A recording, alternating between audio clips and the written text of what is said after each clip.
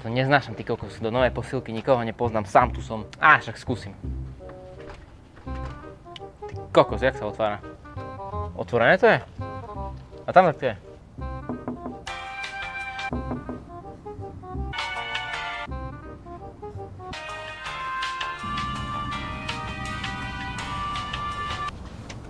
Poď ďalej. Čauko. Zdravím. Posilka tu je, som počul, nejaká dobrá. Jasné, práve že úplne nová teraz. Nová je? Jasné. Hej, úplne z brusu nová. No a počul som, že je akože najlepšia v Pittsburghu, je to pravda? Si začiatočník? No áno. Takže to je že úplne na teba šité, pretože tu máš veľmi veľký výber strojov, takže si môžeš úplne nájsť svoju cestu od začiatku. No a koľko stojí vlastne mesačná pevná mentka? $35 iba. $35, tak to je akože Veď preto ti hovorím, že pre mňa to je najlepší gym, pretože aká tu je cena a za tú cenu, čo všetko dostaneš, podľa mňa od toho by sa malo odvíjať to hodnotenie toho gymu. No dobre, ale predtým ešte ako si kúpim tú pernamentku, ak si ju vôbec kúpim, chcem tú posilku vidieť najprv. No jasne, ja ti ju rád ukážem. Poď.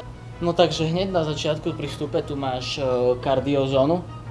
Keby si sa na začiatku chcel trochu rozohriať. Pravde, veľmi sa mi teraz akože to nepozdáva, tu na také maličké to je. To sa ešte neboj, tu sme len pri recepcii. No tak akože dúfam. A toto sa ti nepáči, však máš tu bicykle, tu máš bežecké pásy. Počkať, ale ja nechcem kardio robiť. Ja som prišiel pre silový tréning, ja chcem váhy, toto tu akože nie je pre mňa. No tak to si mal hneď povedať, tak poď.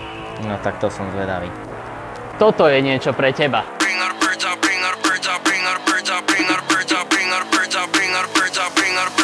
Tento gym je výnimočný v tomto, že nemáme tu vyslovene šatňu, ale máš tu takú miestnosť, kde sa môžeš prezliecť, sprchnúť sa, ísť na vecko, takže je to už na tebe, či si odcvičíš tréning v veciach, v ktorých prídeš, alebo sa prezlečeš, zanecháš si veci tu. Tu máme kladky, tu si môžeš dať kľudne napríklad zhyby.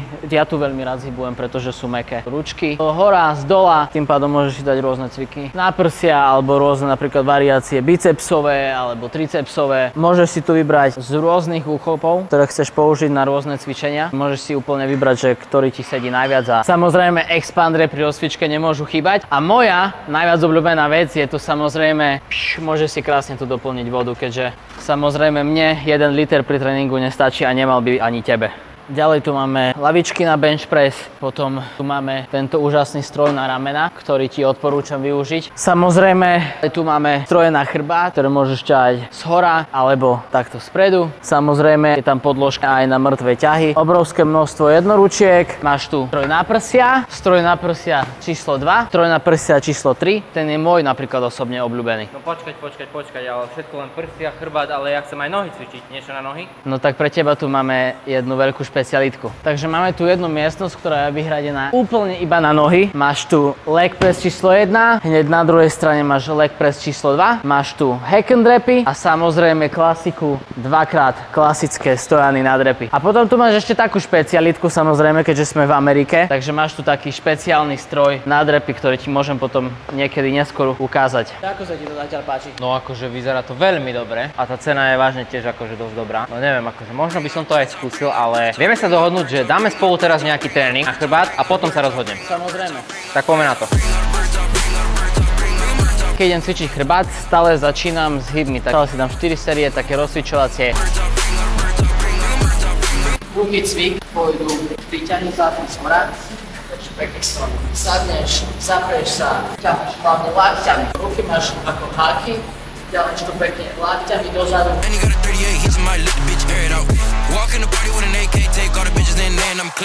Ďalší cvik budú veslá, ale také trošku modifikované, budeme tu ťahať iba jednou rukou a tento cvik pekne pôjdeme, že lakeť bude blízko tela.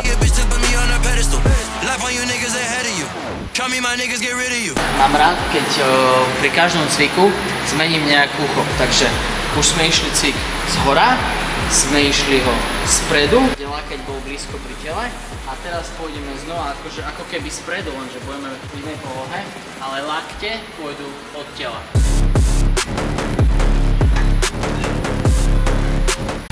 No takže chrbát už máme za sebou. Počkaj, to bol celý tréning a to mi ako, počkaj, zhyby to boli iba rozcvička, čiže to boli vlastne 3 cviky na chrbát a to mi ako stačí? No jasne, že ti to stačí. Nemusíš robiť 10 cvikov na chrbát, aby si ho zapojil.